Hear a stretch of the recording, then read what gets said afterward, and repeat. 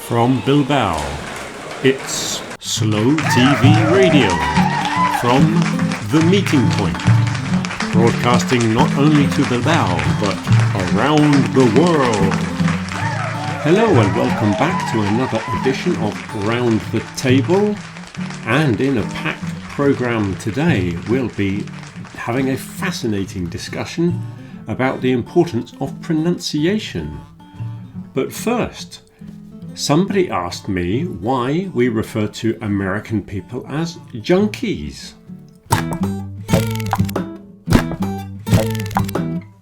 Of course, we do not refer to American people as junkies. We refer to American people as Yankees, a completely different word. But first, the origin of junkie.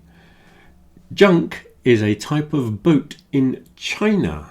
And back in the old days, when boats went from China across the water to Hong Kong, there were a lot of opium addicts. It was a big problem in Hong Kong, and people with heroin addictions would sit around the docks waiting for the boats to arrive. And as they were waiting for the junk to arrive, they became known as junkies. And then because they had kind of floating markets and people used to bring a lot of produce on these boats, it then became synonymous with sort of chaos and clutter. So we got the word junk, meaning rubbish, but not exactly rubbish. Junk in English is not the kind of rubbish that you would throw away in the kitchen. That's not junk. Junk is the kind of stuff that you keep, that you should throw away, but you think it might be useful one day, or you could possibly repair it, or somebody might find it useful. So you keep things that tend to cause a bit of clutter in your house, and that is junk. And then in the 1970s, I think the word junk food was invented for food of very little nutritional value. So Junk the Chinese boat gave us junkies that are heroin addicts, then junk for clutter and rubbish in your house, and then it gave us junk food.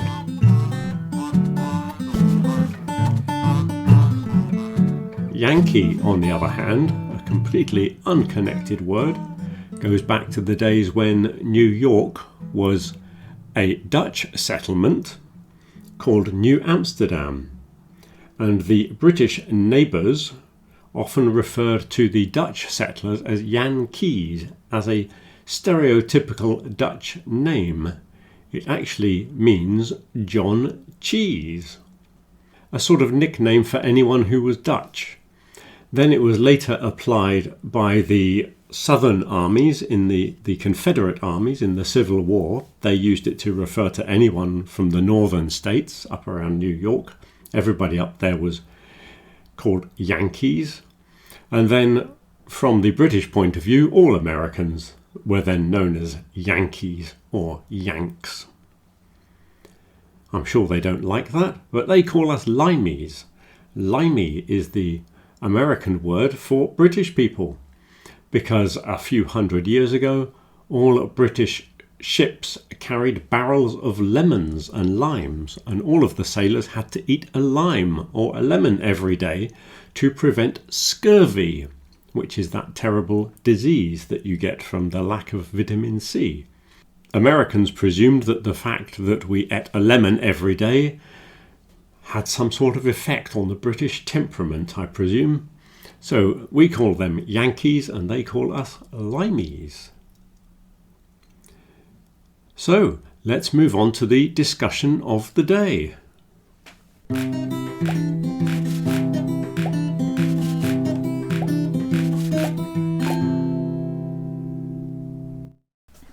So today we're talking about the importance of pronunciation when speaking English. Why is it so important, pronunciation, then? Why is it important? It's a fundamental. It's more important than most other aspects. I was going to say more important than any other aspect. Well, it's certainly not given enough importance in education when we're learning languages. I don't think teachers emphasize it enough. Why do you think that is? I think it's difficult, for one thing, and for some people from certain backgrounds, they think more in rules and regulations, and grammar is more systematic, and some people think in a more systematic way. Yeah. So they like to have a book and they can say, well, this here is true, this is a fact. Yeah. And if you learn facts and you learn things from books, it's not the same as learning to do something. Yeah. It's a skill that involves practicing, and you have to move your tongue and make different sounds. So it's a skill that you only get from practicing. You can't just read about it and memorize it. So in some classroom situations, I think probably the logistics of running a classroom. I think it's easier just to follow the book. Yeah, and to pass tests and things like that. To test everyone on pronunciation is a lot more complicated than everyone sitting down and doing a multiple choice test on grammar and vocabulary. Yeah. Yeah. There's also the disadvantage that some of the teachers might not be too confident in their own pronunciation. You know, if they're not native teachers. Yeah. If it's not their first language, they might not have the confidence to correct other people. Yeah. Because what's the correct pronunciation anyway? Well, back to the conversation of the other day of it being a world language, we're going to find that there are lots of other alternative pronunciations which are not the standard English forms. There might be developments there that we didn't mention when we were talking about it going global. For instance, the sound that is the V sound doesn't exist in many other languages. So normally that is replaced by something else. So if you're a Spanish speaker, you do it as a D, yeah? Okay. People here say dis, dat and dos. Oh, yeah. Which is not bad because most people in Ireland also do the same, and up around Liverpool they all do it. Yeah. And in the Caribbean they do it. So there's lots of native English forms that don't have that sound. If you come from Iceland or Norway, apparently they can do it because it's a sound that we inherited from the Northern Germanic language family. That came in with the Vikings. So I guess there are some sounds that are more important than others. Yeah, well, for example, vowels. Yeah, but we've got a lot of vowel sounds. You know, we've got a dozen vowels and then another 8 diphthongs. Well, one of the problems with English is we've got a lot of sounds. Yeah. In Spanish, they kind of follow the alphabet. Yeah. Because the alphabet that we use was designed for speaking Latin languages. Yeah. Yeah. So the way you write in Spanish or Italian is very similar to the way you pronounce the words. Yeah. Whereas we have a lot more sounds, so sometimes we have to have combinations to make the sound. And then historically, people who couldn't write in the past, and you know, English was a minority language, and intellectual people spoke in French and Latin, so it was left. The spellings went a bit crazy.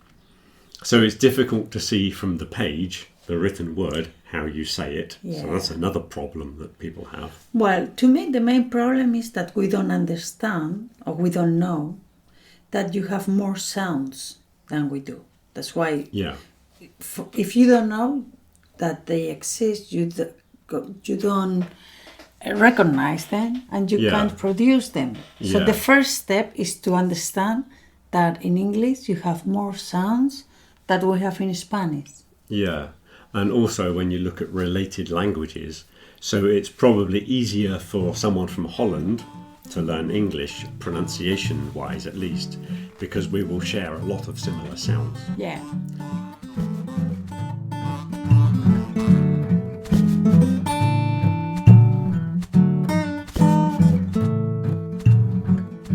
But the further you travel, the more differences there are. Yeah. So if you compare a European language with an Oriental language, maybe if you come from China, it's probably comparatively easy to learn Taiwanese or Vietnamese than it is for us, whereas we would find it easier to learn French or German. Yeah, so there is no easy or difficult languages. It's close and far away languages. Yeah. Well, we shouldn't look at them as easy or difficult or strange. I think it's related to where they come from. And your first language and how it connects to that one. Because if there are similarities, it's always going to be easier to learn because you'll recognise grammatical structures that are the same as your language. This is why people say Basque is a difficult language. If you're born into a Basque family, it's not a difficult language because all babies learn at the same speed, don't they? Yeah. But it's because it doesn't have connections to other languages, people find it difficult to learn. Yeah, exactly, yeah. That doesn't mean it's difficult. It means people find it difficult to learn. Yeah, it's not exactly the same thing. Yeah. But like we were saying the other day, some languages are very complicated to begin with, but once you've got it, you sort of break through and then you've got the whole language. Whereas others, like English, they start off kind of easy and the further you go into it, the more complex it gets. Yeah. I wonder if one of the problems with English is the lack of rules. Or there are so many rules that there are no rules. Yeah, there's so many that they don't exist, yeah. And we need rules to understand things. But pronunciation, anyway, it's something that needs to be practiced. And a lot of people try it once and they go, I can't do that.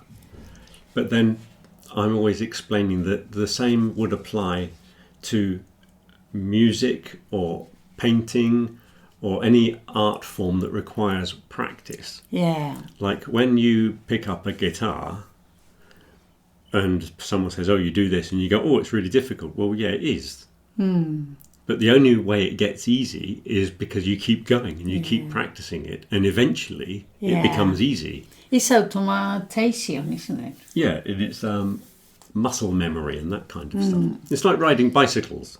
You get on a bicycle and you fall off. Yeah? Everyone falls off the bicycle to begin with. Very few people get on a bicycle for the first time and go, oh, this is easy. You know, it's not your natural environment, is it? You have to learn.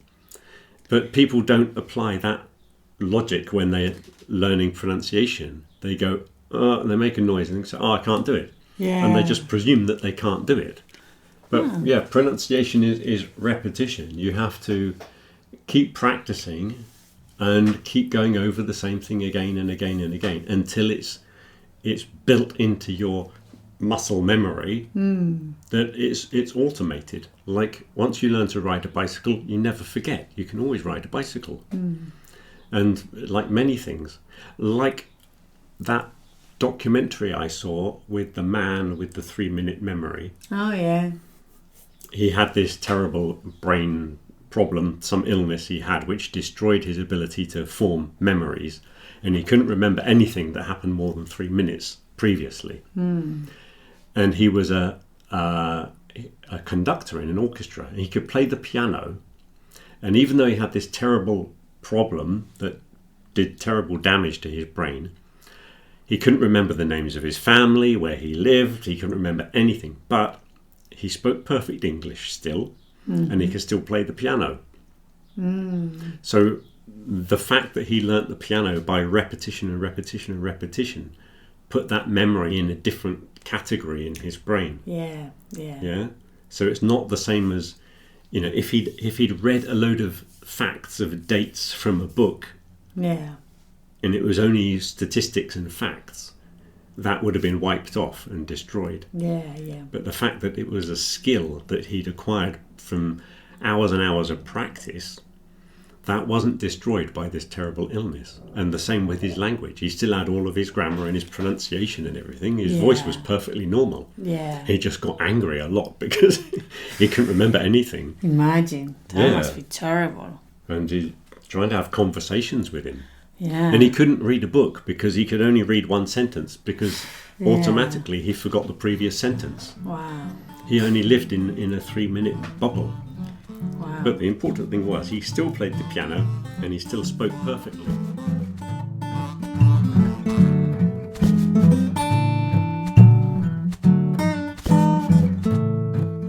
It sounds in the individually doesn't sound the same as in words and in sentences today. Oh yeah, well this is the problem. Yes, you can take the pronunciation of a word and someone will teach you how to say that word. But sometimes when it's in the context of a sentence, it might change the pronunciation. Yeah, that's what I mean. That's something people don't understand, which is okay if you're speaking, I suppose. It's not too problematic, though it can be, but you have to understand that native speakers change the pronunciation a lot.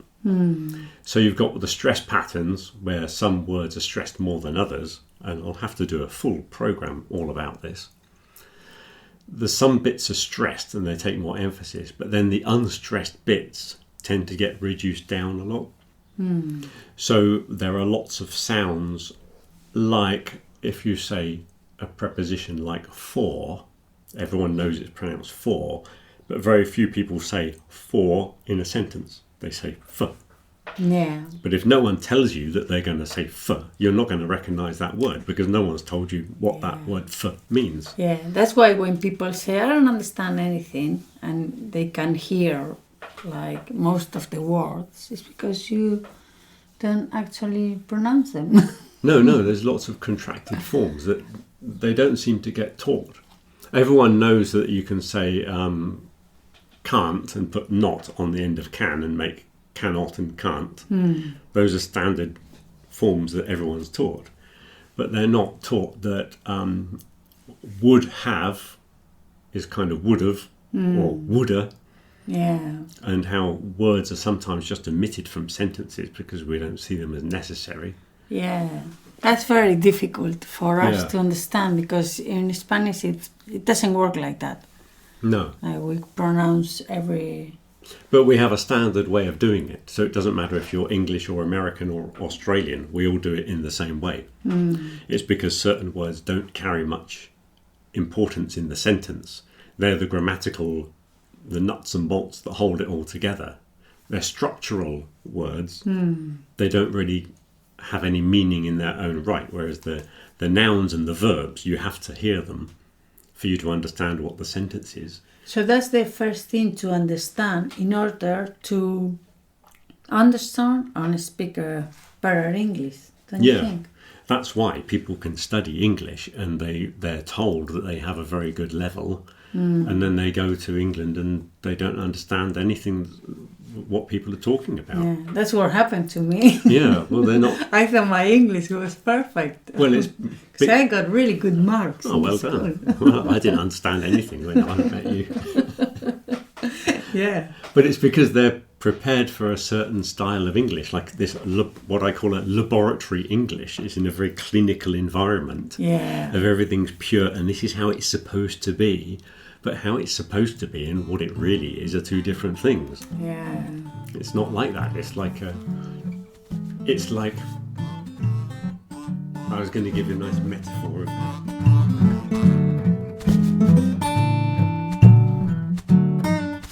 But you've also got things like blending, not just the stress pattern, but the blending when sounds come together. So a quick example: if you're listening to music, especially, you get lots of ch noises coming out when people are singing, and it's because a word like need that ends in a d, if it then goes in front of a y sound like you, I need you. People don't say need you, they say need you. Yeah. And the two sounds mixed together into an extra one. Yeah. So that's a complicated thing that if nobody's taught that, they're not going to understand what people are talking about. Yeah. And all this wanna. All the gonna wanna type things, there's lots of those, yeah. Because we learn is going to, I'm going to. But very few people say that. Even in really basic things like the word yes. Yeah. You don't hear it. You go, that's it. You go, yeah. There's all kinds of yip, I. I is very common in the north of England. But there's all variations of it. But very few people actually use the word yes if you really listen to them. That's true, Yip, yeah, all kinds of things, Okay, so I think we've done enough pronunciation, don't you? Yeah. Okay, well... we'll come back to it one day. But before we go, here is the news.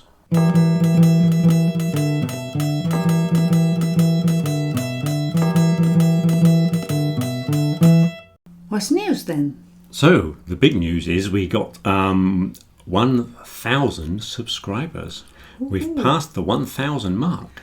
Oh, congratulations. Yeah, that's Thank because you very much. Yeah, the podcast on speaking went very well. So our numbers suddenly shot up. So that's very exciting. The other big news is that I've finished the book for next trimester. So if you want to, I can tell you all about the topics that we will be discussing from the end of September. The end of September podcast will be based on the book and the things we'll be discussing in the book that follows the course that we do at the meeting point, for those of you that don't know. Yeah, so what's that then? So our 12 topics for the trimester will be discussing the future. Oh. That's going to be good. Discussing what's going to be happening, looking at various situations with types of housing, family structures, economies, education, and a little bit of global warming, because we have to do global warming in the environment, unfortunately. Nobody likes talking about that, but that's probably why we have a problem. And the next topic is belonging. Again, it's another one of these kind of abstract ones, but it's about the groups that we belong to and how we have a cultural identity. Of some people belong to a nationality. Their nationality is very important. Or for some people, their religious group is very important. Or even their football team, we're going to say. Yeah. So it's our cultural groups and our group identities. That's what that one's all about. Mm-hmm. And then we've got prestige as another abstract one. That's going to be all about prestige and recognition in society, hierarchies in society, and respect and that kind of thing. Mm-hmm. Prestigious jobs and things like that. Very good. And then to break it up a bit, we're going to have a nice easy one called sleep, about how much sleep we get and sleeping patterns and alarm clocks and comfortable beds and sleeping in strange places. So that's a nice... That'll be fun. Yeah, that's one of those nice easy ones to break it up. Then we got one called reform. So another difficult one will be redesigning society, basically. What big changes we can make to improve society. The next one will be home and homelessness. Which is about what the difference between a house and a home is, what it would be like to be homeless, and the housing crisis, which is happening in most European countries. I think the cost of owning your own home, the advantages of renting, house shares, all that kind of thing we'll be talking about. Very interesting. And we've got some interesting articles. One about there's a Canadian businessman who's bought a big piece of land and he's building tiny houses for the homeless of whichever city he was in. I can't remember. But he rents them for basically whatever anyone can pay. Wow. If you don't have much money, you get them cheap. Wow. He's doing it for the good of society, which is pretty cool. And there's another article in there of that temple in North London that gives out all the free food in London. They feed thousands of people every day. So that's in there. Another simple one is about reading and reading habits and what we read, what books we like, all that kind of stuff. So that's another easy. Not quite an easy, regular sort of conversation. Eating habits is another one, talking about when we eat, the importance of having meals together, barbecues and picnics and that kind of thing. If you should have the television on when you're eating. So habits rather than diets. Okay, there's not too much fast food in that one. That's going to be more about the way we eat rather than what we eat. Very good. I've got one called fear and loathing, which is a bit of fear, a bit of phobia, a bit of disgust and things we don't like. So it's a bit about food, a bit about being afraid of heights, all kinds of things that cause us fear and how we can overcome fears Difficult situations, dangerous jobs is included in there as well. Jobs that we wouldn't like to do. Then we got one of work, all about work, work-life balance, the hours that we have to work, commuting, if it's necessary to commute to work anymore. Then the final two in the book are one called Places of Interest, which is all about visiting museums and visiting places of interest. Theme parks are included in there. All kinds of entertainment, places that we might go for entertainment, visiting stately homes and things like that, and parks, etc. And the last one is called Games. And there's some interesting articles in there that I put in all about the origin of chess and dominoes and where the playing cards came from, and pinball tables and table football and all those kind of games that we play. And all about games that children play and if they've changed over the years. All that kind of stuff, really. All about playing games. So a nice light-hearted one. That's not necessarily the order they're going to be in, because I've changed it a bit for the book because I didn't want too many of the heavy ones. We're going to break them up, so there's a heavy one interspersed with nice light ones. So that basically is what the book is going to be. From the second half of September. I think we'll be starting it, because I think the Friday group is going to start early this year. Okay. So that is the news on the book. So that's the big news items for this year. Very good. Very interesting topics, Richard. Anything else?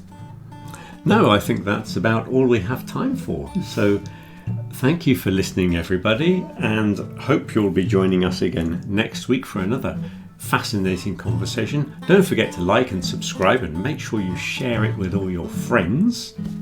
So, thank you very much, Isra, for another fascinating conversation. Thank you very much. And have a good week. Till next week. Bye. Bye.